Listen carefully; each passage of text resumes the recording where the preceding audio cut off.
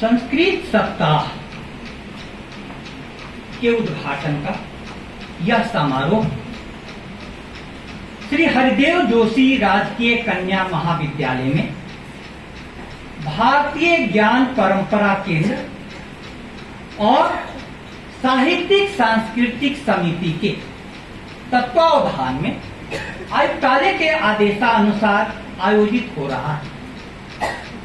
यह एक औपचारिक समारोह मात्र नहीं है।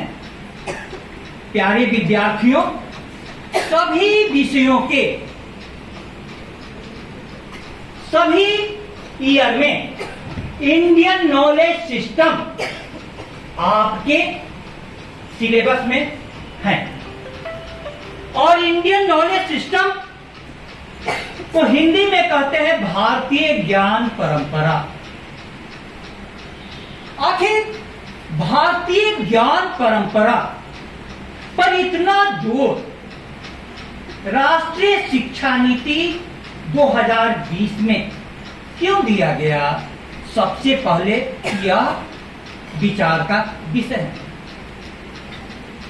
स्वतंत्रता के इतने वर्षों के बाद राष्ट्रीय शिक्षा नीति में कई अहम बदलाव किए गए।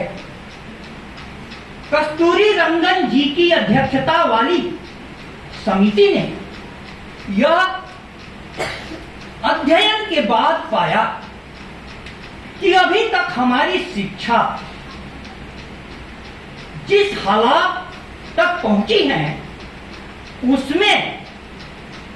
उसने आलोचनात्मक मस्तिष्क को पैदा नहीं किया। उसने वह विवेक नहीं जगाया है। उस शिक्षा ने वह उत्तरदायित्व का बोध पैदा नहीं किया है जिसके कारण व्यक्ति जीवों में जन्म लेकर के भी सबसे विशिष्ट जीव बन जाता है, जिसके बारे में महाभारत में वेदव्यास कहते हैं, नहीं मानुषात् श्रेष्ठतरम ही किंचित, अर्थात मनुष्य से श्रेष्ठतर कुछ नहीं है। ऐसा क्यों कहा गया? सभी जीवों में मानव सबसे श्रेष्ठ क्यों बन गया? आप इस बात को थोड़ा सा समझने की कोशिश करें, तब हमारा यह संस्कृत सप्ताह का उद्घाटन समारोह सार्थक हो पाएगा। आदरणीय मंच एवं सामने में उपस्थित शिक्षाविद एवं प्रिय विद्यार्थियों, संस्कृत का एक श्लोक है आपके समक्ष मैं प्रस्तुत कर रहा हूं। विद्यार्थियों ने भी यहां प्रस्तुति दी। आप में कई गुण छुपे हुए हैं, लेकिन उन गुणों को प्रकट करने के लिए जब अवसर मिलता है और आप सामने में आते हैं, तब वह समाज के सामने में जाता है। तो मैं यह कह रहा था कि जब तक आप यहां आने का साहस नहीं दिखाएंगे, अपनी प्रस्तुति नहीं देंगे, तब तक आपके गुण जो हैं आपके अंदर में ही पड़े रह जाएंगे। गुण बड़े एक से एक प्रखर हैं छिपे मानवों के भीतर। मेहंदी में जैसे लाली हो, वर्तिका बीच उजियाली हो। पीसा जाता जब इक्षुदंड, झरती रस की धारा अखंड। मेहंदी जब सहती है प्रहार, बनती ललनाओं का श्रृंगार। जब फूल पिरोए जाते हैं हम उनको गले लगाते हैं। जब फूल पिरोए जाते हैं हम उनको गले लगाते हैं। आपके अंदर में जो भी बीज रूप में गुण छुपे हुए हैं, उसको कली बनाना, कली से फूल बनाना, जिससे सारा चमन सुवासित हो जाए, यह काम शिक्षा करती है। सजीव में आप जानते हैं कि पेड़ पौधे भी आते हैं, सारे जीव जंतु भी आते हैं, मानव भी आता है। लेकिन मानव के अतिरिक्त किसी ने भी आज तक स्कूल खोलने की और कॉलेज पहुंचने की जिद नहीं की, व्यवस्था नहीं की। इसलिए मानव ने सारे जीवों के बारे में, पेड़ पौधों के भी बारे में हम लोग बोटनी में पढ़ते हैं, जूलॉजी में पढ़ते हैं, जीव जंतुओं के बारे में, और सबके बारे में जानते हैं शिक्षा के कारण। अब मैं आपको वह श्लोक सुनाऊं ताकि आप संस्कृत का महत्व समझ सकिए। आहार निद्रा भय मैथुनम च समान में तत् पशुभिर नराणाम्। ऋषि कहता है आहार निद्रा भय मैथुन पशुओं में भी है, हम में भी है। फिर पशुओं से हम अलग कैसे हैं? क्योंकि पशु को भी भूख लगता है, आहार ग्रहण करता है, नींद आती है सोता है, भय आता है दुबक जाता है, मैथुन जगता है, अगली सृष्टि उत्पन्न हो जाती है। तो फिर मनुष्य और पशु में अंतर क्या है? अगली दो लाइन महत्वपूर्ण है। धर्मो ही तेषाम् अधिको विशेषो धर्मे नहीं ना पशु भी समाना। एक धर्म विशेष है जिसके कारण मनुष्य ने सारे पशुओं से अलग स्थान बना लिया। मेरे प्यारे विद्यार्थियों, आप सभी को यह जानना होगा कि यह धर्म क्या है। संस्कृत किस धर्म की बात करता है, तब आपको संस्कृत की महत्ता समझ में आएगी। यहाँ के दसवाड़ा के विद्यार्थियों के साथ मैं नियमित चर्चाएं करता था। रविवार को भी विद्यार्थी आते थे और उनके साथ चर्चा चलती थी। संस्कृत में भी कुछ विद्यार्थियों की इंग्लिश बहुत अच्छी थी, इंग्लिश में भी चर्चा करते थे, और हिंदी तो अपनी व्यवहार की भाषा है ही। काफी दिनों के बाद मैं सोचने लगा कि अंग्रेजी पढ़ने से जॉब के अपॉर्चुनिटी ज्यादा होते हैं, सब कोई अंग्रेजी माध्यम में अपने बच्चों का एडमिशन कराता है, हिंदी की भी मांग है, लेकिन आज संस्कृत तो व्यवहार की भाषा ही नहीं है। संस्कृत को कोई क्यों कर पढ़े, संस्कृत को कोई क्यों कर पढ़े।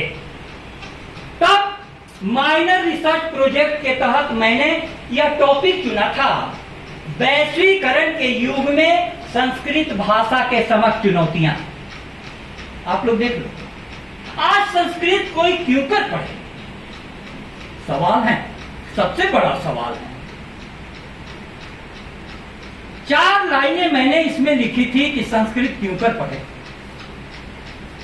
मंगल पर पहुंच चुके हैं विज्ञान के पांव।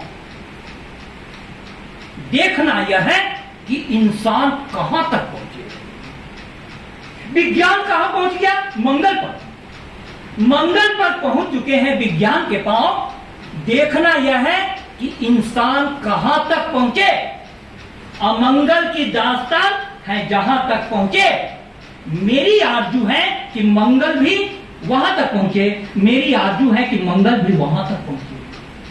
आपको समझ में नहीं आया? मैं कहना यह चाहता हूं कि विज्ञान के द्वारा मनुष्य मंगल ग्रह तक पहुंच गया, लेकिन सारी धरती अभी भी अधिकतर जगह अमंगल से भरी हुई है। कई जगह युद्ध चल रहे हैं।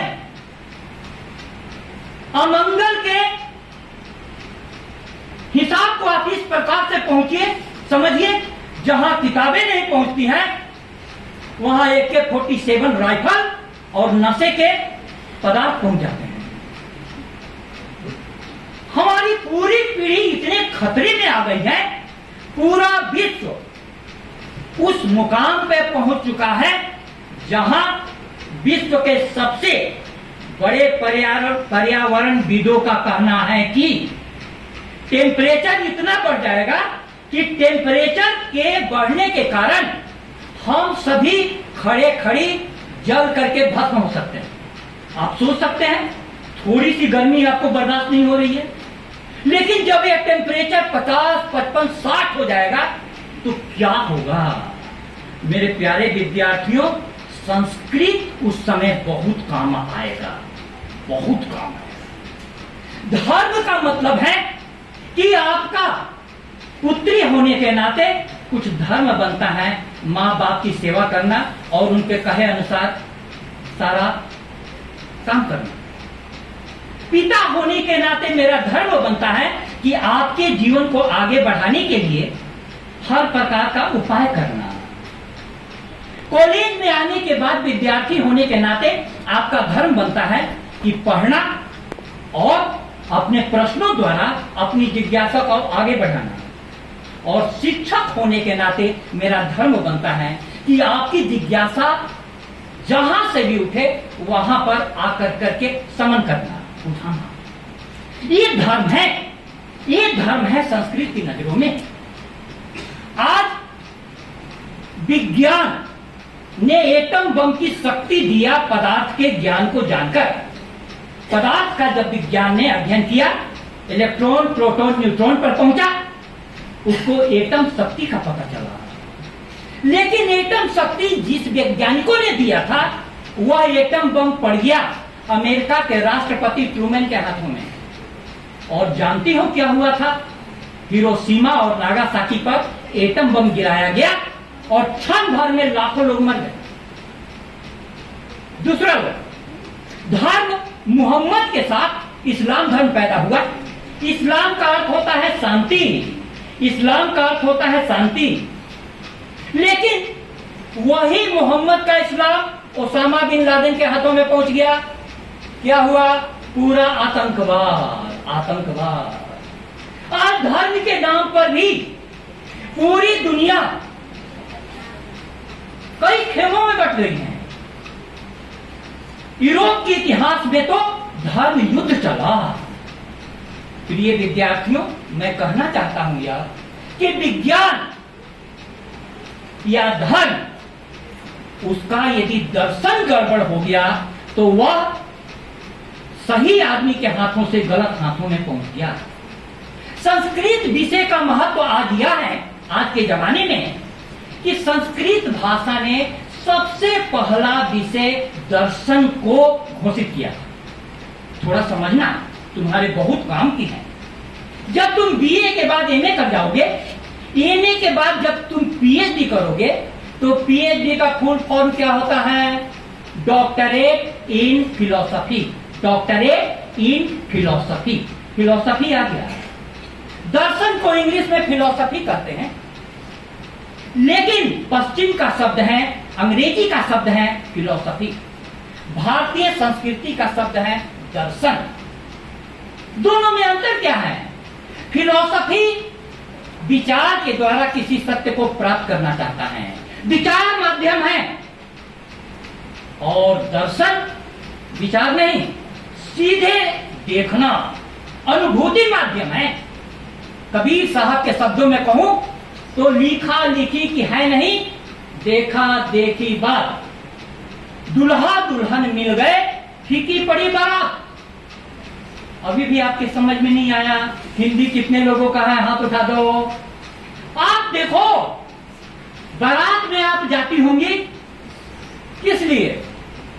शादी है, खाना खाई, दुल्हा दुल्हन मिल गए, उसके बाद बारातियों को कोई नहीं पूछता है, चुपचाप गिफ्ट दे दो और सरक जाओ, भागो। अब इसका मतलब यह है कि लिखा लिखी की है नहीं, देखा देखी बात। दर्शन का मतलब होता है देखना। अब थोड़ा सा तुमको और गहराई में समझाऊं। कुछ विद्यार्थी थोड़ा शांति से सुन लो, ध्यान से सुन लो, बहुत काम आएगा। आप मुझे देख रहे हैं तो दोनों आंखें आपकी खुली हुई हैं, खुली हुई है। त्रिपुरा सुंदरी के पास दर्शन करने जाते हैं तो क्या करते हैं? दोनों आंखें खोल करके देखते हैं। क्या करते हैं? बंद कर लेते हैं, बंद कर लेते हैं। क्यों? बंद करके असली दर्शन की शुरुआत होती है। हमारी संस्कृति देखो, बंद करके असली दर्शन की शुरुआत। खुले नयन से सपने देखो, बंद नयन से अपने, सपने तो रहते हैं बाहर, भीतर रहते अपने। कितनी गहरी बातें हैं, थोड़ा सोचो। तुम यदि जीवन में गहराई नहीं लाओगे, कॉलेज आना और चले जाना, तुम जीवन में कहीं पहुंचोगे नहीं, चलोगे बहुत। और तुमको जीवन में मंजिल मिले, इसलिए इतने अच्छे शिक्षक तुम्हारे लिए उपलब्ध है। खुले नयन से सपने देखो, बंद नयन से अपने। सपने तो रहते हैं बाहर, भीतर रहते हैं अपने। इसका मतलब क्या हुआ? आपको जीवन में क्या बनना है?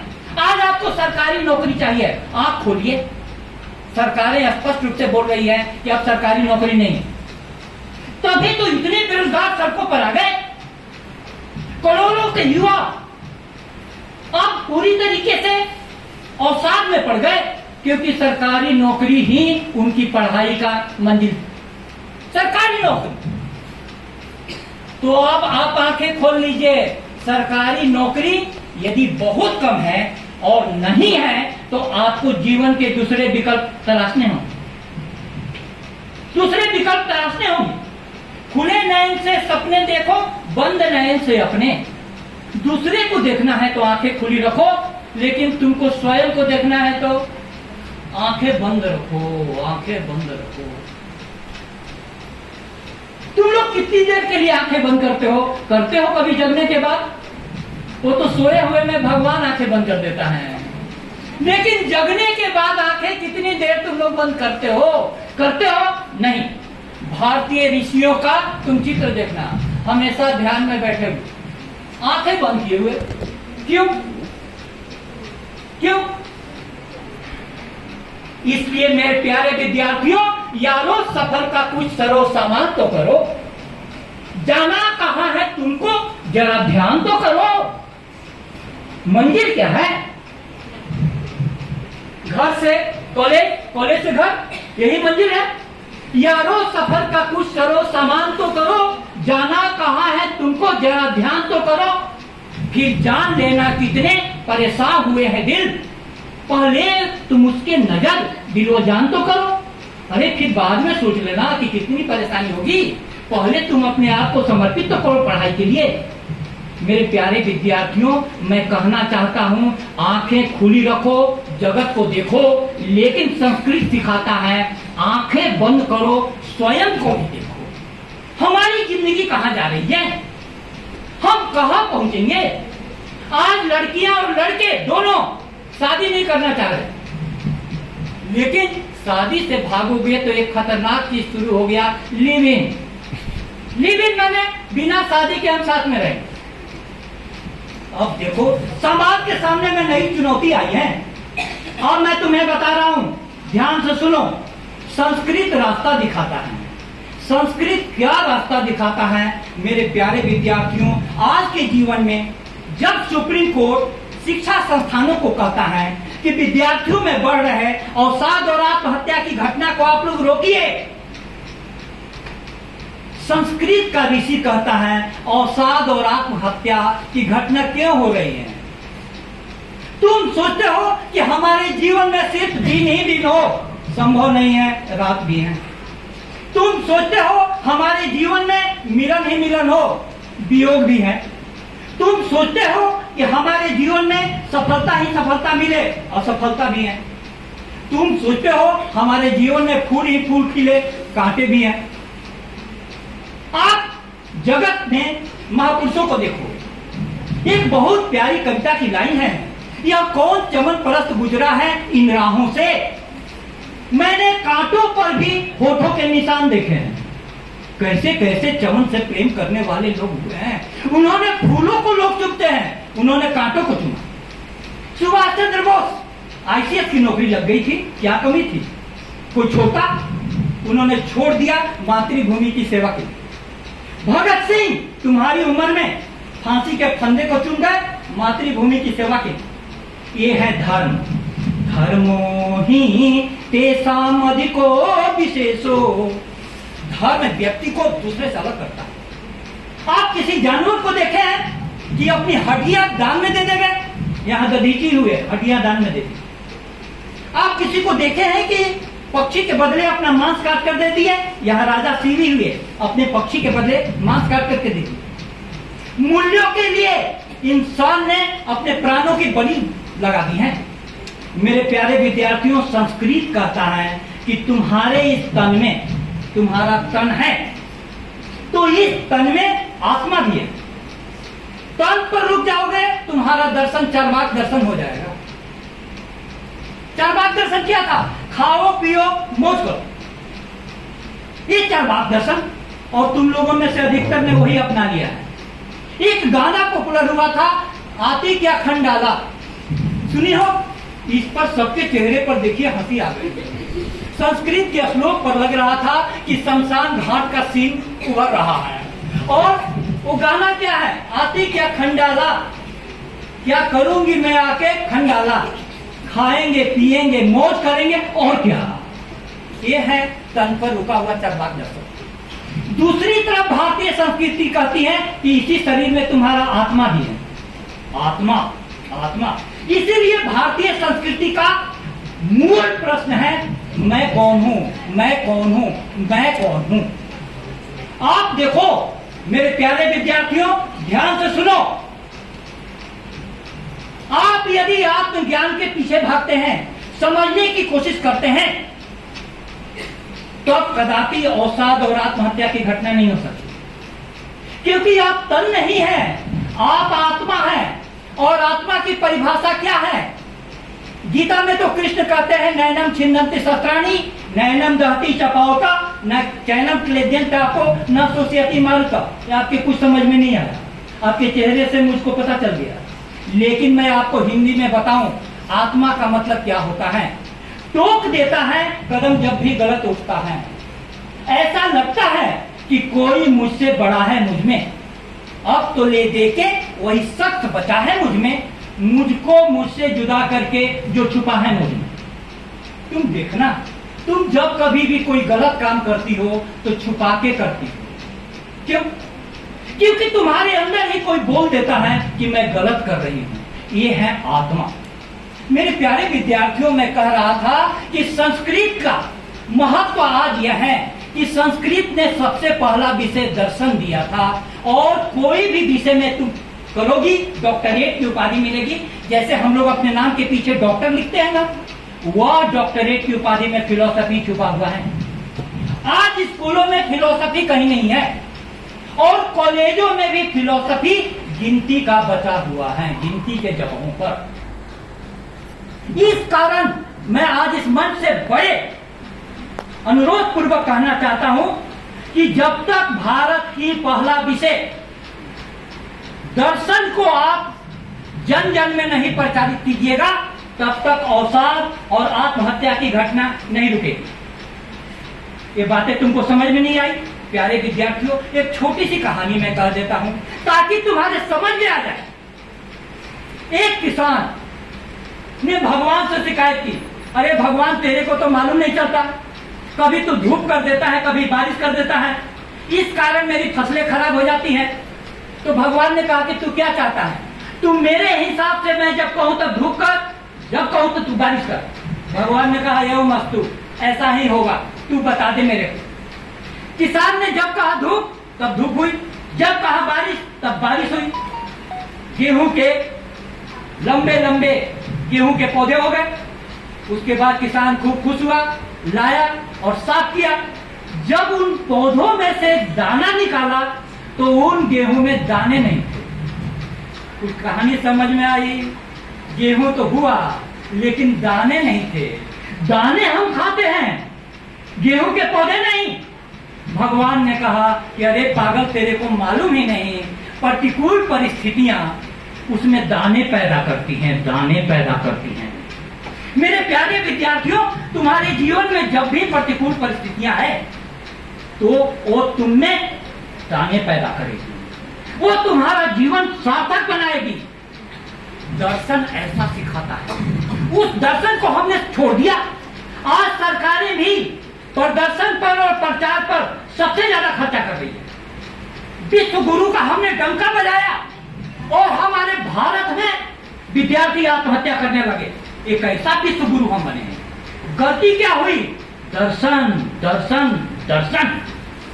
तुम्हारा जीवन बनता है क्लास में। तुम क्लास में शिक्षकों के संपर्क में आओ, तुम्हारा देखो जीवन कैसे परिवर्तित होता है। हमारी संस्कृति में एक शब्द है द्विज। एक जन्म होता है माँ बाप से, तन का जन्म। दूसरा जन्म होता है, उसको कहा जाता है द्विज।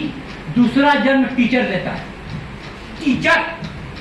हम लोग क्लास में बच्चों के लिए तरस जा रहे हैं। तुम्हारा दूसरा जन्म नहीं होगा।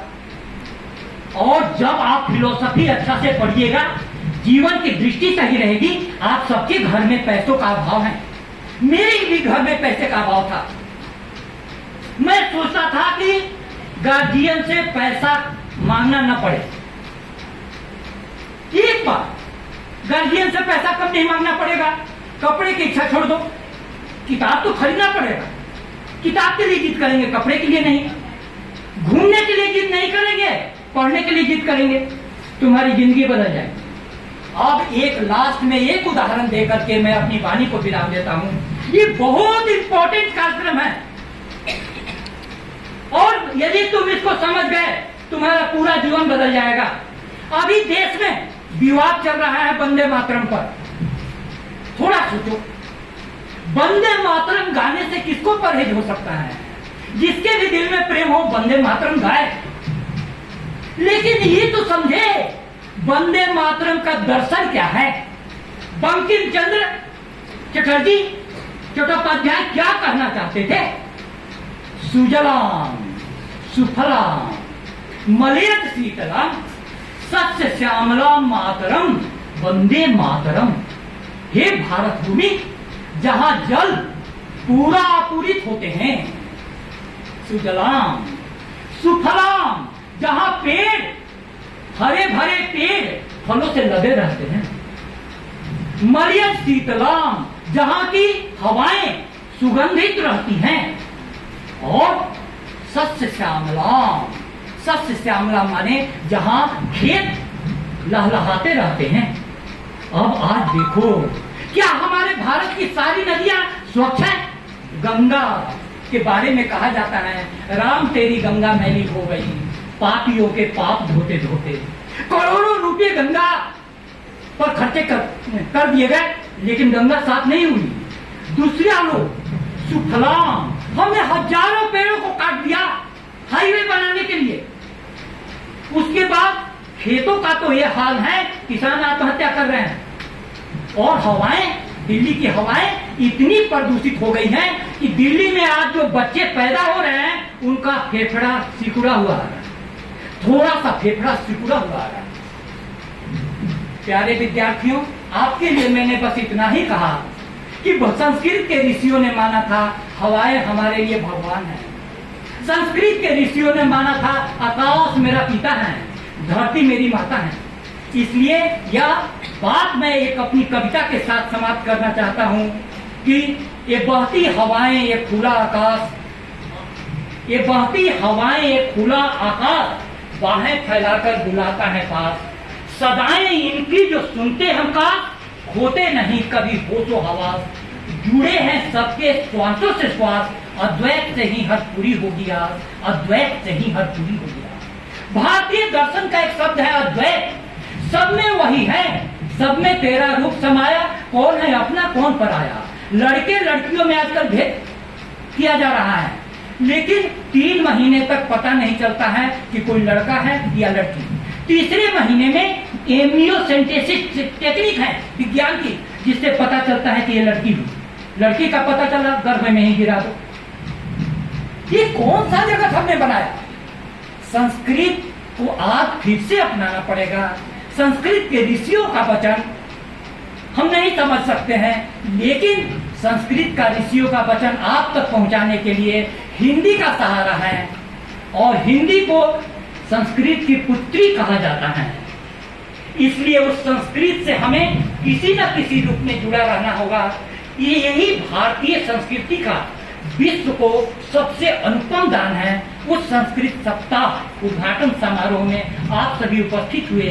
मेरी बातों को इतनी गहराई से, इतनी गंभीरता से आपने सुना।